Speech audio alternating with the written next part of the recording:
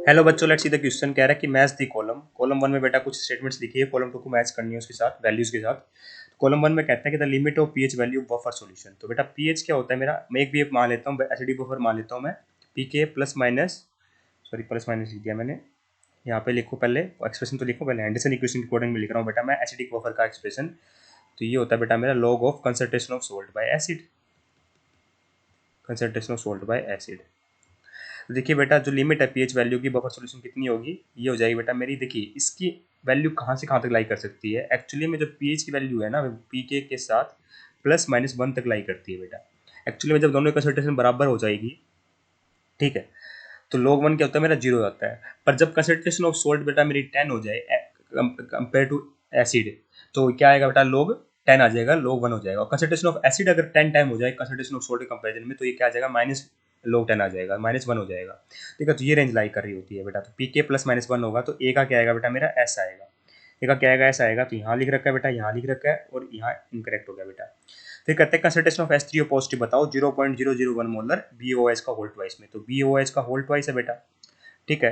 तो ये कैसे डिसोसिएट होता है बेटा मेरा, ये डिसोसिएट होता है मेरा Ba2 positive plus 2OH negative की फॉर्म में। ठीक है, ये है ना, ये बेस है बेटा।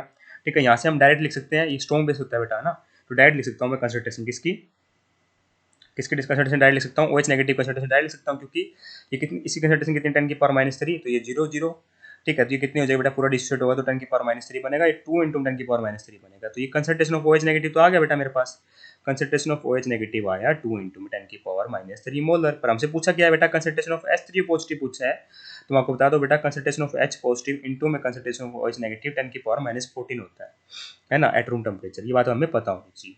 तो कंसंट्रेशन ऑफ H पॉजिटिव कितना आ जाएगा बेटा, यहाँ से आ जाएगा 10⁻14 divide by concentration of OH negative, that is 2 × 10⁻3, which is equal to 0.5 into में 10 की पावर, क्या लिख सकता हूँ बेटा मैं डायरेक्ट यहाँ पर, 0.5 इंटू 10 की पावर 11, 10 की पावर -11। तो ये आ जाएगा बेटा मेरा 5 इंटू 10 की पावर -12 मोलर। ठीक है, तो ये आएगा बेटा, बी का आएगा पी। तो बी का पी आएगा बेटा। ठीक है, बी का पी यहाँ लिख रखा है और यहाँ लिख रखा है। ठीक है, दोनों ही सही है अभी तक। तो फिर कहता है कि the buffer capacity of a solution is maximum when concentration of salt to the acid is, buffer capacity कब मैक्सिमम होगी जब बेटा मेरी कंसंट्रेशन ऑफ सोल्ट एसिड बराबर हो जाती है, उस टाइम पर बेटा मेरा पीएच और पीके क्या होते हैं बेटा, इक्वल हो जाते हैं। तो किसी का क्या आएगा बेटा मेरा, क्यू आएगा। आयनिक प्रोडक्ट ऑफ वाटर क्या होता है बेटा मेरा, KW होता है, और इसकी वैल्यू होती है 10⁻40, है ना, एट रूम टेम्परेचर। तो डी का आएगा बेटा आर। तो डी का आर आना चाहिए, सी का क्यू आना चाहिए। तो ऑप्शन नंबर 4 परफेक्टली करेक्ट होगा ना बेटा। Hence option number 4 is correct here. I hope you understand the answer. Thank you so much.